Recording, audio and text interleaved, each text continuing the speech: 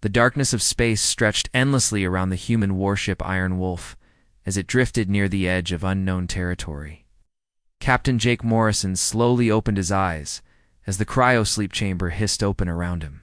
Cold mist swirled from the pod as his body adjusted to consciousness after months of frozen sleep. The ship's computer spoke in a calm female voice. Captain Morrison, unknown vessels detected. Distance, 50,000 kilometers and closing. Recommend immediate crew. Revival. Jake pushed himself out of the chamber, his muscles stiff from the long sleep, grabbed his uniform from the nearby locker, and quickly dressed. The Iron Wolf had been on a deep space patrol mission when the automated systems detected something that made the computer wake him up. Computer status report, Jake said as he walked toward the bridge. 3 unknown vessels approaching our position. They appear to be scanning our ship. No hostile actions detected yet. Jake stepped onto the bridge where Lieutenant Amy Rodriguez was already at her station. She had been the duty officer when the aliens arrived. Her fingers moved quickly across the communication controls as she tried to make contact. Any luck with communications? Jake asked as he settled into the captain's chair. Nothing yet, sir. They're not responding to any of our standard first contact protocols. Amy looked worried. But sir, they're definitely scanning us. Our sensors are picking up some kind of energy beam sweeping across our hull, 50,000 kilometers away. Commander Vexty stood on the bridge of the Zephyrian scout ship Stellar Whisper.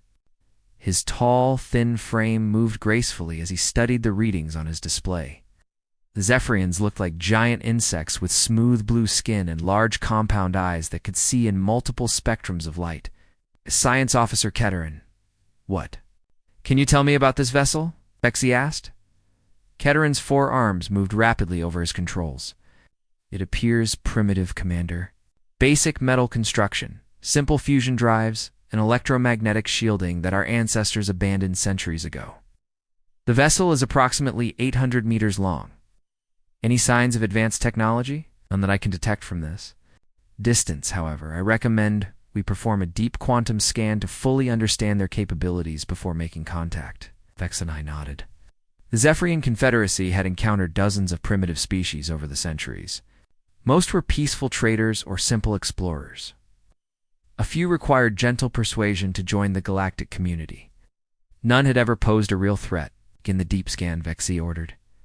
Back on the Iron Wolf, Chief Engineer Pete Collins was in the engineering section when his instruments detected the alien scanning beam.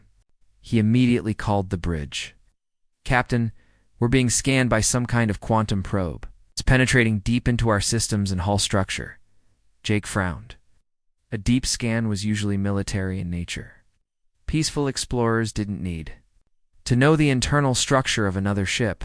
Can you block it? It's not without raising our shields and powering up defensive systems. That might be seen as hostile. Do it anyway. I don't like having strangers poking around inside my ship. The Iron Wolf's shields flickered to life, creating a blue glow around the hull. Defensive systems came online as the crew prepared for possible combat. On the Stellar Whisper, Keterin stared at his readings in confusion. Commander, their defensive systems just activated. But these readings don't make sense. What do you mean? The whole composition is wrong. This isn't just metal plating. There are layers of materials I've never seen before. Radiation shielding that could protect against a stellar flare. Heat dispersal systems designed for temperatures that would melt most ships, and the power readings, ... Adaran paused, checking his instruments again. What about the power readings? They have fusion reactors, but they're using them in ways that seem inefficient, unless... Keterin's compound eyes widened. Commander, I need more time to analyze this data. Something is very wrong here.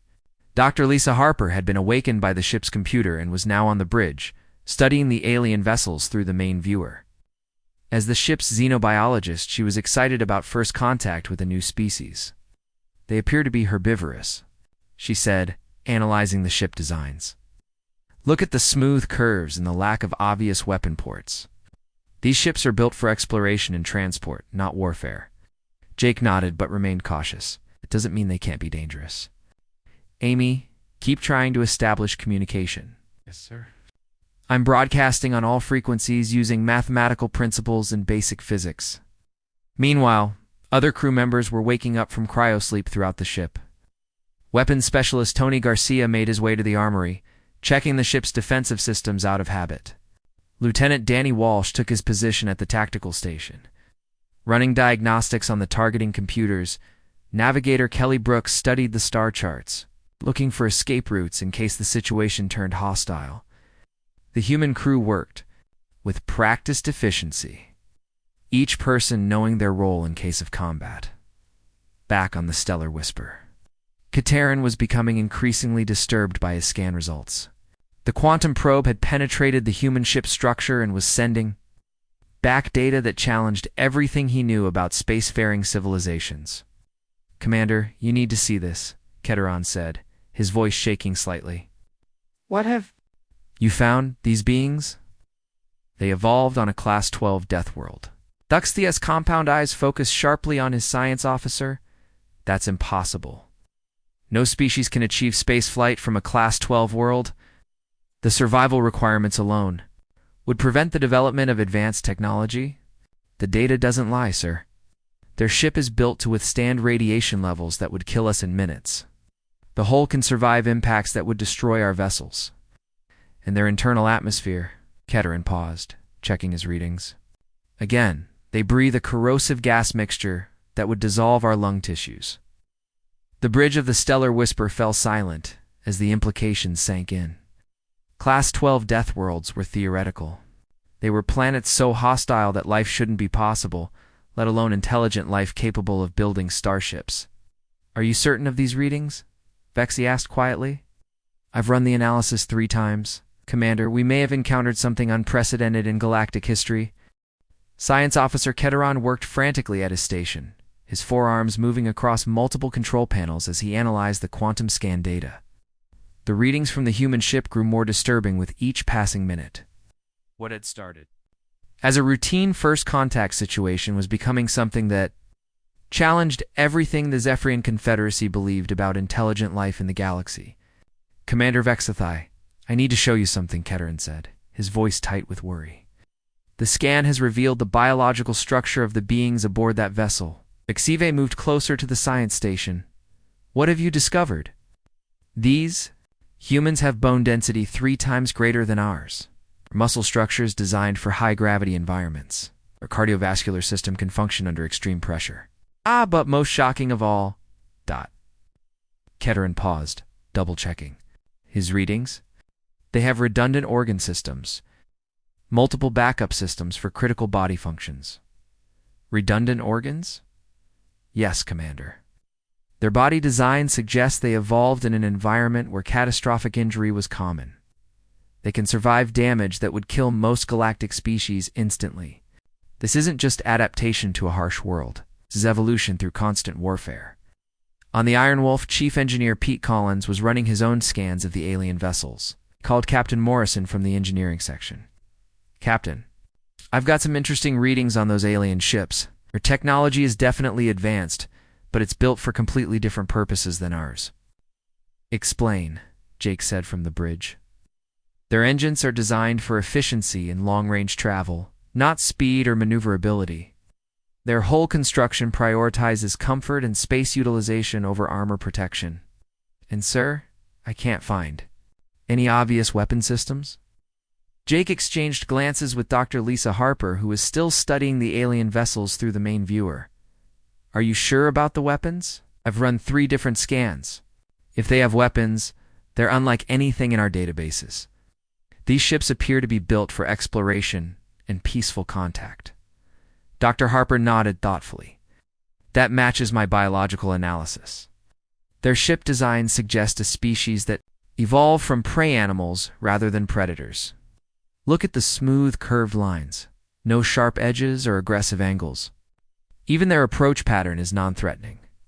Back on the Stellar Whisper, Katerin was making discoveries that filled him with growing dread. The deep quantum scan was revealing layers of human technology and biology that painted a picture of the most dangerous species the galaxy had ever encountered. "Commander, I've analyzed their ship's construction materials. The hull isn't just metal. It's a composite designed to withstand multiple types of damage simultaneously. Kinetic impacts, energy weapons, radiation bombardment, chemical attacks, and extreme temperature variations. How is that possible? Vexi asked. Their home world must have subjected them to every conceivable threat, scan data suggests. Their planet experienced regular extinctional-level events. Ice ages, volcanic eruptions, asteroid impacts, massive solar radiation bursts. Any one of these events would have wiped out most species. But humans didn't just survive, they thrived. Keteran's analysis continued as more data streamed in from the quantum probe. Their technology development follows patterns we've never seen before. Instead of focusing on comfort and efficiency like most species, they prioritize survival and combat effectiveness. Every system has backup systems. Every backup system has backup systems. Meanwhile, on the Iron Wolf weapons specialist, Tony Garcia was conducting his own analysis from the armory. His job was to assess potential threats and prepare defensive measures. What he found puzzled him. Captain, I'm reading some kind of energy signature from the alien ships. But it's not behaving like any weapon system I know. It's more like a scanning beam, but it's incredibly powerful. It's much stronger than anything we use for ship-to-ship analysis. Could it be some kind of weapon? Jake asked. Possible, but it doesn't match any attack patterns in our tactical database. It's more like they're trying to take us apart piece by piece, but only with sensors. Lieutenant Danny Walsh, the tactical officer, was running combat scenarios on his console. His job was to be ready for any possible threat, even if the aliens appeared peaceful. Captain, if these ships are hostile, we have a significant advantage in firepower.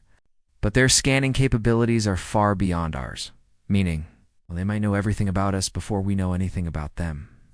In a combat situation, intelligence is often more valuable than weapons. On the Stellar Whisper, Keteran was discovering just how accurate that assessment was. The quantum scan was revealing human military capabilities that defied galactic norms. Commander, their weapon systems are designed for total destruction, not capture, not disabling, not negotiation, complete obliteration of targets. Vexi felt a chill run through his body. Explain. They have something called nuclear weapons, devices that can destroy entire cities. But that's not the worst part. The scan indicates they have thousands of these weapons, and they've actually used them against their own species. Against their own species? Vexi couldn't comprehend such a concept. Why would any intelligent beings use weapons of mass destruction against their own kind? The historical data suggests they fought wars involving their entire planet. Not territorial disputes or resource conflicts like we see in primitive species. Total warfare where survival of their entire civilization was at stake. And they won these wars not through negotiation or surrender, but through complete victory over their enemies. Dr. Harper on the Iron Wolf was trying to establish communication. With the aliens using standard first contact protocols, she was broadcasting mathematical sequences, prime numbers, and basic physics principles. But the aliens weren't responding. Captain, they're not answering our communications, but they're definitely receiving them. Their scanning beam intensity increased when I started broadcasting. Maybe they're trying to understand our language first, Jake suggested. Or maybe they're deciding whether we're a threat, Amy Rodriguez added from the communications station. The truth was far worse than any of the humans suspected. On the Stellar Whisper, Keteran was uncovering data that suggested humans weren't just dangerous because of their weapons or their evolution. They were dangerous because of their mindset. Commander, I've analyzed their cultural and historical data embedded in their computer systems. These beings don't just fight to win, they fight to ensure their enemies can never threaten them again. They have a concept called mutually assured destruction, where they're willing to destroy everything, including themselves, rather than accept defeat. That's impossible. No rational species would choose mutual annihilation over surrender. Humans aren't rational by our standards, Commander. They're survivors from a world that tried to kill them every day for millions of years. They've developed a psychology that views compromise as weakness and total victory as the only acceptable outcome. Keteran's compound eyes focused on the most disturbing piece of data yet, Commander. Their entertainment systems contain simulations of warfare more brutal than any actual conflicts in recorded galactic history. They create fictional scenarios of violence and destruction for recreational purposes. Vexdai stared at the data in horror. The Zephyrian Confederacy was facing something unprecedented. Not just a technologically advanced species, but a species whose entire evolutionary history had prepared them for one thing: war without mercy or restraint. "Send a message to Confederacy Command," Vexai ordered quietly. "Tell them we may have encountered something beyond our ability to handle." Commander Vexai stood frozen at his command station as Science Officer Keteran continued to decode the quantum scan data. Each new piece of information about the humans painted a more terrifying picture of the species they had encountered. The Zephyrian Confederacy had explored the galaxy for over 2,000 years, but nothing had prepared them for this. "Commander, I've accessed their historical databases," Keteran reported, his voice shaking. "Their planet Earth has experienced 5 major extinction events. Each one killed most life on the planet. But humans didn't just survive these catastrophes, they learned from them." "What do you mean?" Vexi asked, though he wasn't sure he wanted to know the answer. "After each extinction event, they developed new survival strategies. They spread across their planet to prevent total annihilation from localized disasters. They developed agriculture to survive food shortages. They created complex social structures to coordinate massive populations. And when their own species became their greatest threat, they developed warfare into a science." Keteran's forearms moved rapidly across his controls as more data flowed in. "Commander, they've fought wars continuously for their entire recorded history. Not occasional conflicts like other species, but constant warfare. And each war taught them new ways to kill more efficiently." Meanwhile, on the Iron Wolf, the human crew was growing impatient with the lack of communication from the alien vessels. Captain Jake Morrison had been trying to establish peaceful contact for over an hour, but the aliens weren't responding to any of their messages. "Amy, are you sure they're receiving our transmissions?" Jake asked. Lieutenant Amy Rodriguez nodded. "Absolutely, sir. Their scanning beam changes frequency every time we broadcast. They're definitely listening, but they're not answering." "Doctor." Lisa Harper was studying the alien ship configurations through the main viewer.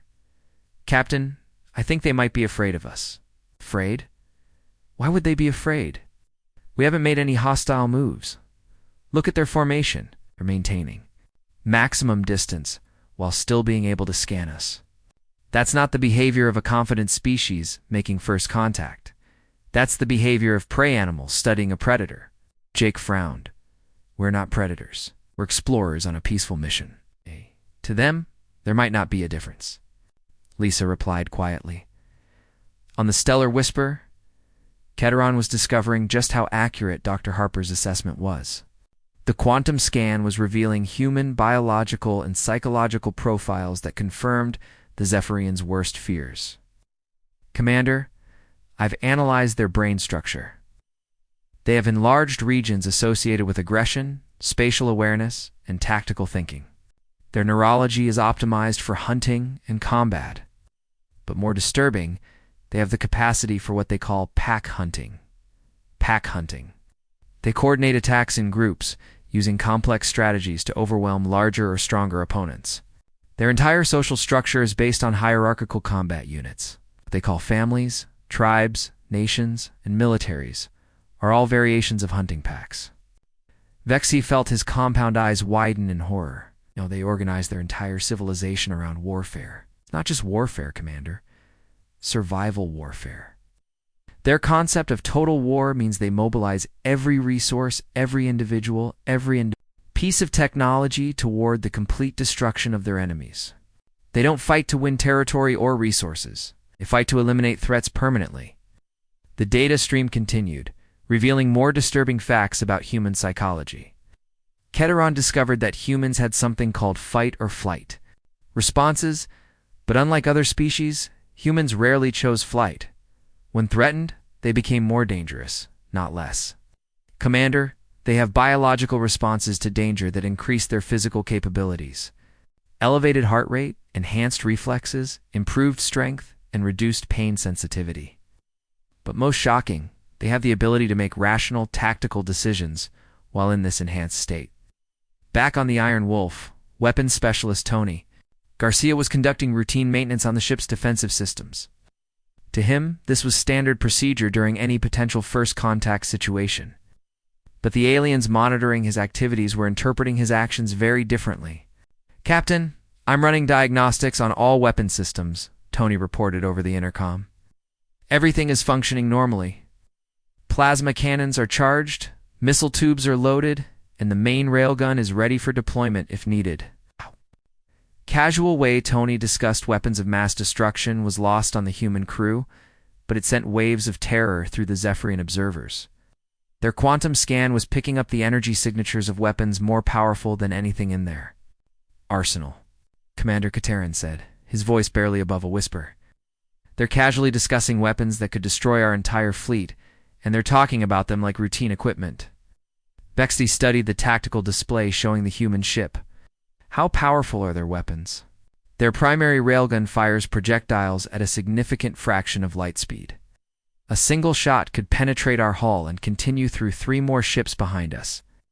Their plasma cannons generate temperatures that would vaporize most materials instantly, and their missiles. Keteron paused, checking his readings again. Their missiles carry nuclear warheads, nuclear weapons on a ship. Multiple nuclear weapons, Commander. They carry enough destructive power to sterilize a planet. And they've mounted it on a single vessel that they consider a routine patrol ship. Lieutenant Danny Walsh was running tactical scenarios on his console, standard procedure that helped him stay sharp during long patrols. He was simulating various combat situations, including battles against multiple opponents with superior numbers, Captain. "I'm updating our tactical database with information about these alien ships," Danny reported. "If we need to engage them, I recommend we disable their scanning systems first. Their sensors are more advanced than ours, which gives them a significant advantage." "Are you seeing any weapons on their ships?" Jake asked. "Nothing obvious, sir, but that doesn't mean they're not dangerous. Sometimes the most dangerous enemies are the ones who don't look threatening." Danny's tactical analysis was being monitored by the aliens, who were horrified to discover that humans were already planning potential combat scenarios. The idea that first contact might immediately turn to warfare was alien to Zephyrian thinking. But apparently routine for humans, Commander Keteron said, his voice filled with dread. "They're not just analyzing our ships for scientific purposes. They're planning how to destroy us. That's impossible. They haven't shown any hostile intent. To them, unknown equals potential threat. Their tactical officer is running combat simulations that assume we have hidden weapons and reinforcements. They're preparing for battles that might never happen, simply because they might happen." The quantum scan revealed more disturbing data about human military doctrine. Keteron discovered that humans had concepts like preemptive strikes and overwhelming force that were completely foreign to galactic civilization. "Commander, they believe that the best defense is total offense. When they perceive a threat, they don't just defend against it.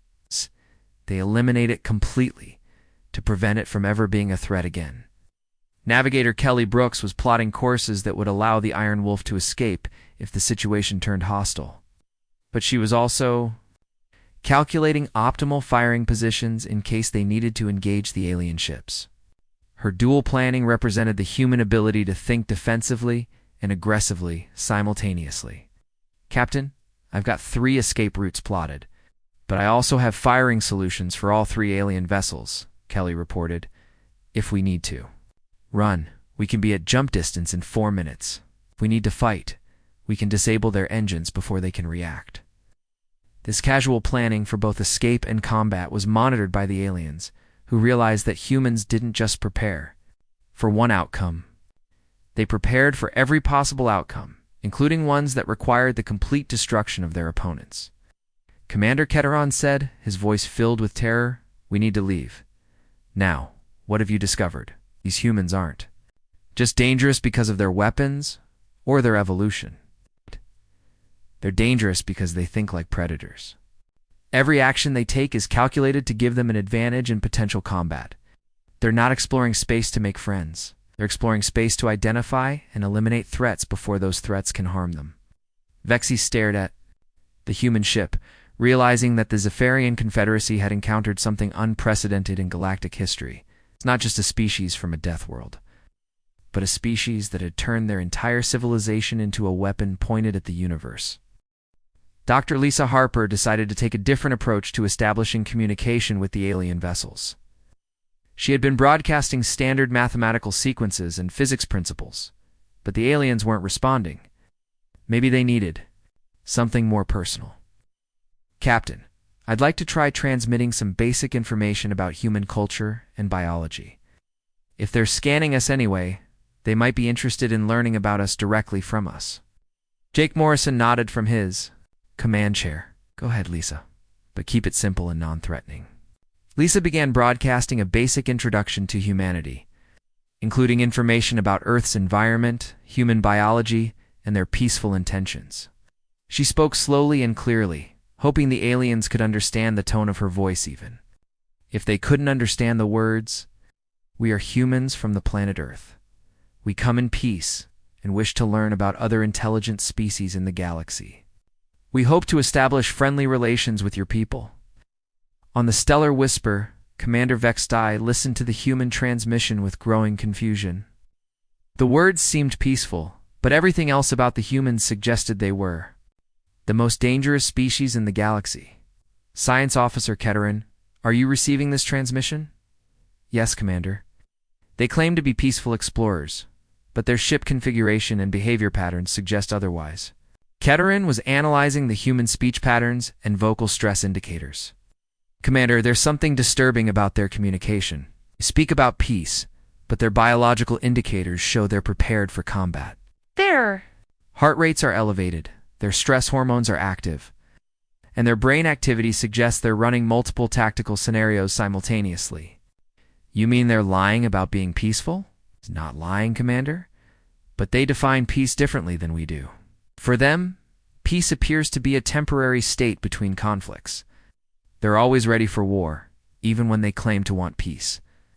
Meanwhile, more human crew members were awakening from cryosleep as the ship's automated systems brought them to full operational status. The Iron Wolf was designed to operate with a minimal crew during long-range patrols. But when unknown contacts were detected, standard procedure was to wake the entire crew. Sergeant Mike Davis emerged from his cryopod in the Marine quarters and immediately began checking his equipment. As the ship's security chief, his job was to prepare for any potential boarding actions or ground operations. He had no idea that his routine preparations were being monitored by terrified aliens. Command, this is Davis. Marine Squad is coming online, beginning standard security protocols. The quantum scan picked up Mike's activities as he armed himself, and his team with weapons that made the aliens' blood run cold. Human infantry weapons were designed to kill efficiently at both close and long range. Their armor could withstand impacts that would crush most galactic species. Commander Keterin reported, his voice trembling. They have soldiers aboard their ship. Not security personnel or peacekeepers. Soldiers trained specifically for combat and killing. How can you tell? Their equipment and training patterns. These humans practice warfare like we practice art or science. They've turned killing into a refined skill that they constantly improve. On the bridge of the Iron Wolf, Chief Engineer Pete Collins was reporting on the ship's power systems. The prolonged scanning by the aliens was causing some fluctuations in their shields, and he wanted to make sure all systems were functioning properly. Captain, I'm reading some interference from their scanning beam. It's not dangerous, but it's causing minor fluctuations in our power grid. Should I boost power to the shields? Do it, Jake replied. I don't want them getting any deeper into our systems than they already have. When the Iron Wolf's shields strengthened, the energy signature increased dramatically. The aliens detected power levels that suggested the human ship could maintain full defensive systems indefinitely, while still having enough energy to power weapons that could destroy small moons. Commander, their power generation capabilities are beyond anything we've seen, Keterin reported. They're not just carrying weapons of mass destruction, they have the energy systems to use them continuously in extended combat operations. was beginning to understand the true scope of what they were facing. Are you saying they can fight multiple battles without needing to recharge or resupply? That's exactly what I'm saying, Commander. Their ship is designed for extended, independent operations in hostile territory. They don't need supply lines or support bases. They carry everything they need to wage war across the galaxy. Dr. Harper was growing frustrated with the lack of response from the aliens. She decided to try a more direct approach and began transmitting basic questions about the alien species and their intentions. Unknown vessels, we have detected your presence and your scanning activities. We wish to establish communication. Can you understand this transmission? Do you have peaceful intentions? The directness of the human communication caught the Zephyrians off guard. Most species they encountered were either afraid of first contact or overly excited about it. Humans seemed to treat it like a routine military operation. Commander, they're demanding answers about our intentions, Keteron observed. They're not asking if we're friendly. They're asking if we're peaceful. There's a significant difference. What difference? Friendly implies mutual benefit and cooperation. Peaceful implies the absence of immediate threat. They're asking if we plan to attack them, not if we want to be friends. Lieutenant Danny Walsh was monitoring the alien ship's positions and noticed something that concerned him. The three vessels had maintained their formation for over an hour, but now they were beginning to spread out into what looked like a standard patrol pattern. Captain, the alien ships are changing formation. They're moving into positions that would give them better scanning angles and firing solutions on our position. Jake studied the tactical display. Are they surrounding us? Not exactly, sir. But they're positioning themselves so we can't escape without passing close to at least one of their vessels.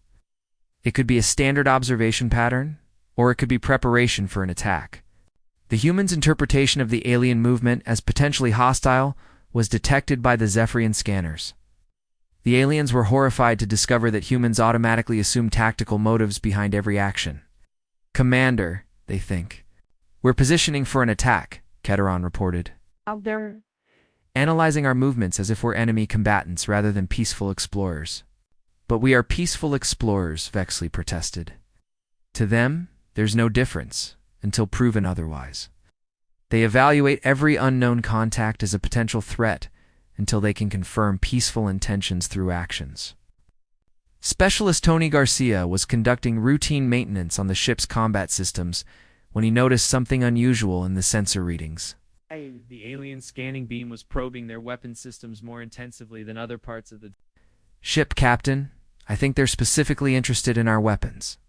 Their scanning beam is spending more time on the armory and weapons control systems than anywhere else. What does that tell us about their intentions? Jake asked. Either they're trying to figure out how dangerous we are, or they're looking for weaknesses they can exploit. Either way, it suggests they're thinking about this encounter in military terms. Tony's analysis was completely accurate, but it filled the aliens with dread. The humans had correctly identified the Zephyrians' primary concern and were treating it as evidence of hostile intent. Commander, they know we're analyzing their weapons, Keteron said. And they're interpreting our scientific curiosity as preparation for combat. Can we explain that we're not hostile? How do we explain peaceful intentions to a species that assumes every unknown contact is an enemy until proven otherwise? Their entire psychology is based on survival through superior firepower. Navigator Kelly Brooks was updating her tactical plots when she noticed something disturbing. The alien ships were not just repositioning for better scanning angles. They were moving into positions that would allow them to retreat quickly if the situation became hostile. Captain, I think they're afraid of us. Their movement pattern suggests they're preparing to run if we make any aggressive moves. Good, right? If they're afraid, they're less likely to attack. Not necessarily, sir. Afraid animals are often more dangerous than confident ones. If they think we're a threat, they might decide to strike first. The irony of the situation was lost on both sides. The humans were interpreting the aliens' cautious behavior as evidence of hostile intent, while the aliens were interpreting the humans' defensive preparations as evidence of aggressive intent. Both sides were preparing for a battle that neither Side actually wanted, Commander. Katerin said quietly. I recommend we withdraw immediately. These humans are not like any species we've encountered. They're not just dangerous because of their technology. They're dangerous because of their mindset. They think like predators, and predators don't negotiate with their prey.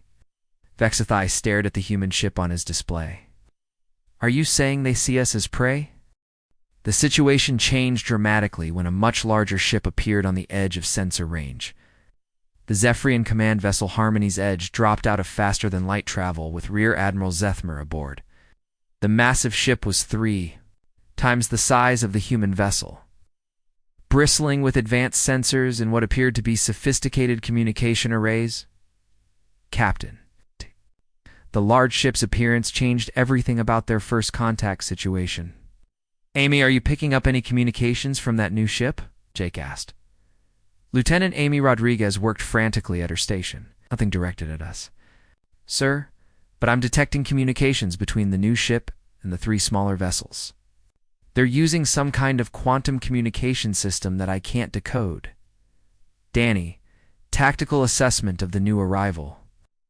Lieutenant Danny Walsh studied the massive alien vessel with growing concern. Sir, that ship is heavily armed. I'm reading energy signatures that suggest weapons systems far more advanced than anything we've seen before. If they decide to attack, we're seriously outgunned. Jake nodded grimly. The arrival of what was obviously a military command ship suggested that the aliens were taking this first contact situation very seriously, maybe too seriously. On the Harmony's Edge, Rear Admiral Zethmer was receiving a briefing from Commander Vexi that filled him with disbelief and terror. The quantum communication link between the ships allowed for instant data transfer, and what Zethmer was seeing challenged everything he knew about intelligent life. Commander Vex-Thear, you certain of this analysis? Species from a Class 12 death world that has achieved faster-than-light travel? Admiral, I've verified the data multiple times. These humans represent something unprecedented in galactic history. They're not just survivors of a hostile world. They're predators who have weaponized their entire civilization, Zethmer studied. The scan data with growing horror. Show me their ship specifications again. The data stream revealed details that made the Admiral's compound eyes widen in fear. The human ship wasn't just armed for exploration or defense. It was armed for the complete annihilation of anything that threatened it. Admiral, their single ship carries enough destructive power to sterilize a small planet. And according to our cultural analysis, they consider this a routine patrol vessel. If this is what they send for peaceful exploration, what must their actual warships be like? Back on the Iron Wolf, Navigator Kelly Brooks was studying the new ship's position and movement patterns. Something about the alien formation was making her nervous. Captain, the new ship is positioning itself to cut off our escape routes. Combined with the 3 smaller ships, they've effectively surrounded us. Are they blocking our path to jump distance? Not yet, sir. But they're in position to intercept us if we try to reach minimum safe distance for faster-than-light travel. If they wanted to trap us here, this is exactly how they'd do it. Chief Engineer Pete Collins was monitoring the energy signatures from all 4 alien ships. The readings were unlike anything in their databases, which suggested technology far more advanced than humanity possessed. Captain, their power signatures are off the charts. That big ship alone is generating more energy than our entire fleet back home. If they decide to attack, our shields won't last more than a few minutes. The humans were beginning to realize they might be facing a superior military force with unknown intentions. Standard military doctrine in such situations was clear. Prepare for the worst while hoping for the best. Weapons specialist Tony Garcia began charging the iron Wolf's weapon systems to full combat readiness. The process was automatic and routine. But the aliens monitoring their activities interpreted it as preparation for an attack. Captain, all weapon systems are now at full charge. Plasma cannons are ready, missile tubes are loaded, and the main railgun is primed for firing. We're as ready as we can be on the Harmony's Edge. Science Officer Keteron was analyzing the human ship's weapons activation with growing panic. Admiral, they're powering up their weapon systems. All of them. Simultaneously? Are they preparing to attack? I don't know, sir. But their weapons are now capable of destroying all 4 of our ships with their first salvo. A single shot from their main railgun could penetrate our hull and continue through the ship behind us. Admiral Zethmer felt a chill of terror run through his body. How is that possible? They're outnumbered 4-1? Admiral, they don't think in terms of numbers. They think in terms of capabilities. Their tactical doctrine appears to be based on achieving overwhelming superiority through superior firepower rather than superior numbers. Dr. Lisa Harper was growing increasingly worried about the lack of communication from the aliens. Hey there. Continued silence, combined with the arrival of what was obviously a military command ship, suggested that this first contact situation was spiraling toward disaster. Captain, I think we need to be more direct in our communications. They're not responding to our peaceful overtures, and their behavior suggests they might be preparing for combat. What do you suggest? Let me transmit a clear message about our defensive posture. Let's make it clear that we're not aggressive, but we're also not helpless. Lisa began broadcasting a message that would have horrified the aliens if they had understood the full implications. Unknown vessels, we have detected your formation around our ship. We are prepared to defend ourselves if necessary, but we prefer peaceful contact. Please respond if you wish to avoid conflict. The message was intercepted by all 4 alien ships, and the translation systems provided a chilling interpretation of human intentions. Admiral Ketteron reported with a trembling voice, "They're threatening us." Threatening us how? They're saying they're prepared to defend themselves if necessary, but they prefer peaceful contact. In their language and cultural context, that's equivalent to saying they're ready to kill us all, but would rather not have to do it. That can't be what they mean, Admiral. For a species like humans, there is no difference. They're giving us a choice: communicate peacefully or be destroyed. They're not asking for peace. They're demanding it. Lieutenant Danny Walsh was running continuous tactical updates as the alien ships maintained their positions around the Iron Wolf. His analysis was becoming increasingly grim. Captain, if they attack, our best chance is to target their largest ship first. It's the command vessel, and destroying it might cause the others to retreat. Are you sure we can penetrate their defenses? Unknown, sir. But our weapons are designed to overwhelm defensive systems through sheer destructive power. Even if their shields are stronger than ours, we can probably punch through them. The casual way Danny discussed the destruction of ships containing hundreds of living beings was monitored by the aliens, who realized that humans didn't just fight to win, they fought to eliminate threats permanently. Admiral, they're planning to destroy us, Ketteron said, his voice barely above a whisper. Not disable us, not capture us, destroy us completely. How can you be certain? Their tactical officer is discussing methods to punch through our defenses. In human military terminology, that means overwhelming our shields and hulls with destructive force. They're not planning to disable our ships, they're planning to vaporize them. Sergeant Mike Davis and his Marine squad were preparing for potential boarding actions, following standard protocols for first contact situations that might turn hostile. Their preparations involve checking weapons, armor, and tactical equipment designed for close-quarters combat.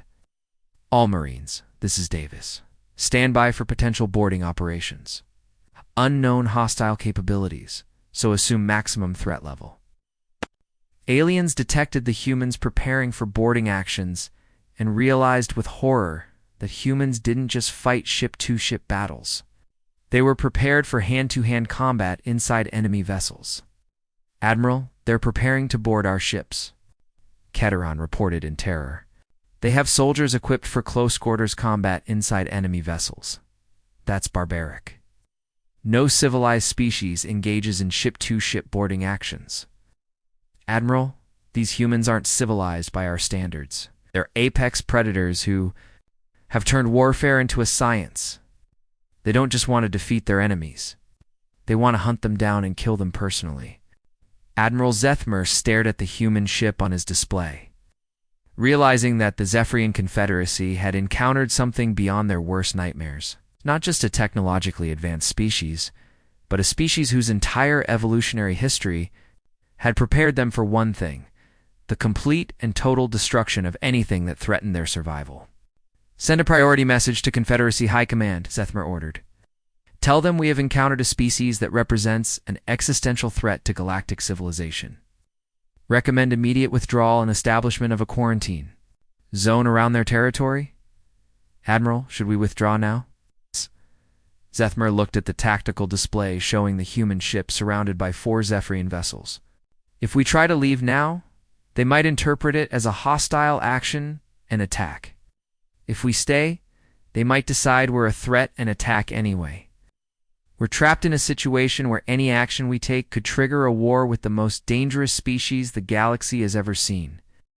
The standoff had lasted for 3 tense hours. Both sides were armed and ready for combat, but neither side wanted to fire the first shot. Captain Jake Morrison sat in his command chair, studying the tactical display that showed 4 alien ships. Positioned around the Iron Wolf, his crew was ready for battle, but something didn't feel right about the situation. "Lisa, what's your assessment of their behavior patterns?" Jake asked Dr. Harper. "I've been analyzing their movements and communications patterns. They're afraid of us. Every action they've taken suggests they're trying to avoid conflict while maintaining a safe distance. If they're afraid, why did they bring in that command ship? Because they don't understand what they're dealing with. They're trying to handle a first contact situation using military protocols, but they don't realize that makes us more suspicious, not less." Jake considered this carefully. In his years of military service, he had learned that sometimes the most dangerous situations were caused by misunderstandings rather than actual hostile intent. Maybe it was time to try a different approach. "Amy, open a channel. Want to transmit directly to their command ship?" Lieutenant Amy Rodriguez nodded and began broadcasting on all frequencies. "Channel open, sir." Jake stood up from his command chair and spoke clearly into the communication system. "Alien command vessel. This is Captain Jake Morrison of the Earth ship Iron Wolf. I believe we have a misunderstanding that could lead to unnecessary conflict. I propose that we both power down our weapons and attempt peaceful communication." On the Harmony's edge, Admiral Zethmer received the human transmission with surprise. The message was direct and seemed to offer a peaceful solution, but science. Officer Ketteron was analyzing the transmission with growing concern. "Admiral, there's something disturbing about this communication. The human captain is offering to power down weapons, but his biological indicators suggest he's prepared to resume combat instantly if needed." "You mean he's lying about wanting peace?" "Not lying, Admiral, but he's defining peace differently than we do. For humans, peace appears to be a temporary cessation of hostilities, not the absence of the ability to fight." Despite his fears, Admiral Zethmer decided to respond. To the human offer, the alternative was a battle that would likely result in massive casualties on both sides. "Human vessel, this is Admiral Zethmer of the Zephyrian Confederacy. We accept your proposal for peaceful communication. We'll power down our weapons. If you do the same..." Jake nodded to Tony Garcia, who began the process of powering down the Iron Wolf's weapon systems.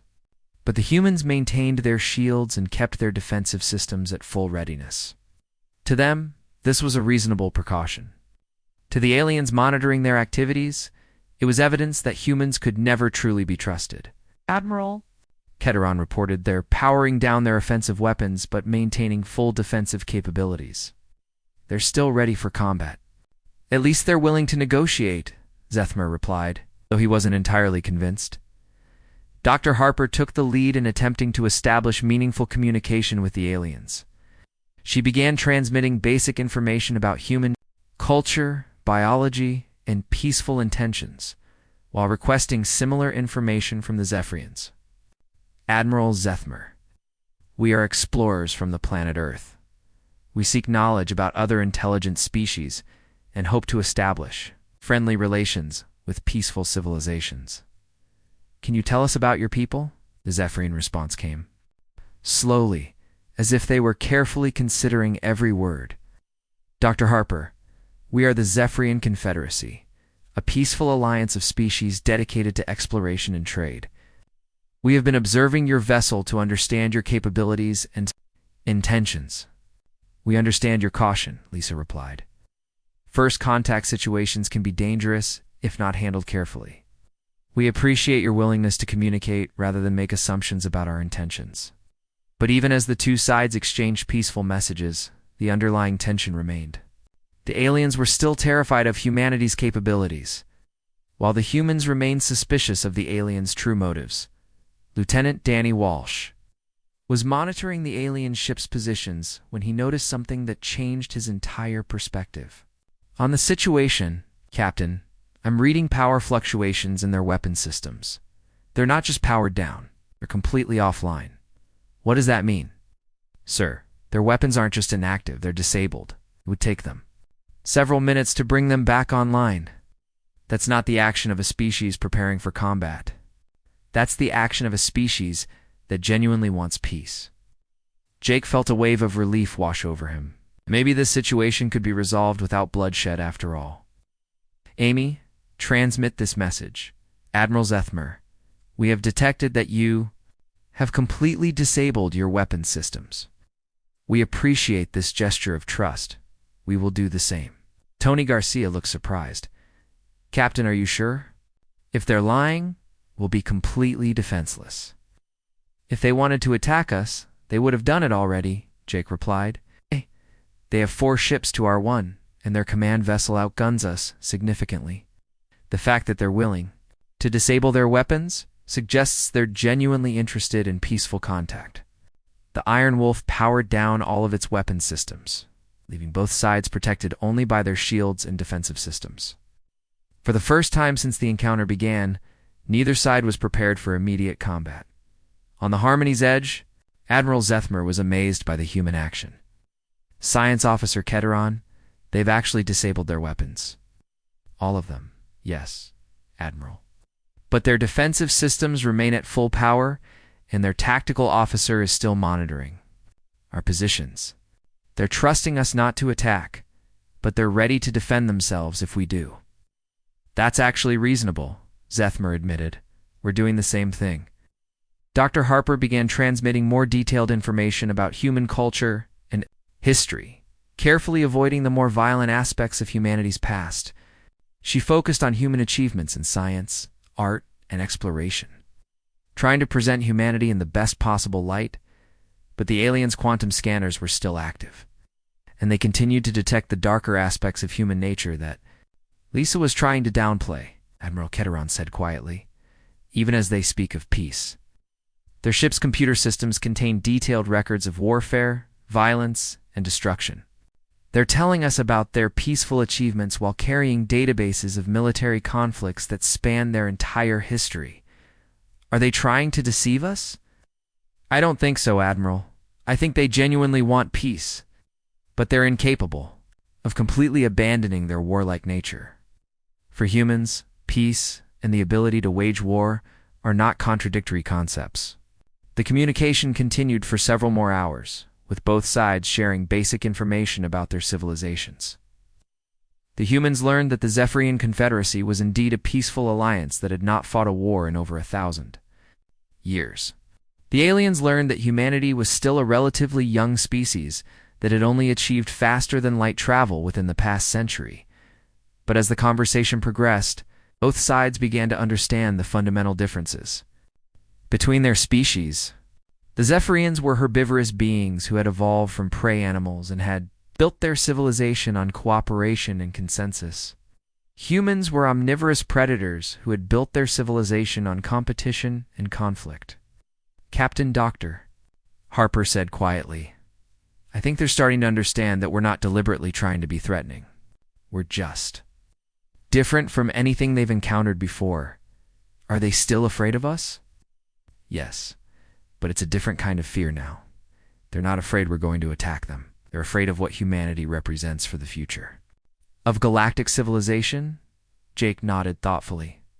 Maybe that's not entirely unreasonable. We are different from them. Maybe we are dangerous in ways we don't even realize. The encounter concluded with both sides agreeing to report back to their respective governments about the contact. The Zephyrians would recommend that humanity be approached with extreme caution but not hostility. The humans would report that they had encountered a peaceful but technologically advanced civilization that could be valuable allies. As the alien ships prepared to depart, Admiral Zethmer sent a final message to the Iron Wolf. Captain Morrison, your species represents something unprecedented in our galaxy. We hope that future contacts between our peoples will be conducted with the same restraint and wisdom you have shown today. Jake replied, Admiral Zethmer, we appreciate your willingness to communicate rather than make assumptions about our intentions. We hope our species can learn from each other in the years to come. But as the Zephyrian ships jumped to faster than light, speed and disappeared, both sides carried away lessons that would shape galactic politics for generations. The aliens had learned that humanity was far more dangerous than any species they had ever encountered, but also that humans were capable of restraint and mercy when dealing with those who posed no threat to them. The humans had learned that the galaxy contained civilizations so peaceful that they could barely comprehend the concept of warfare. But they had also learned that their very nature as predators made them objects of fear and suspicion among other species.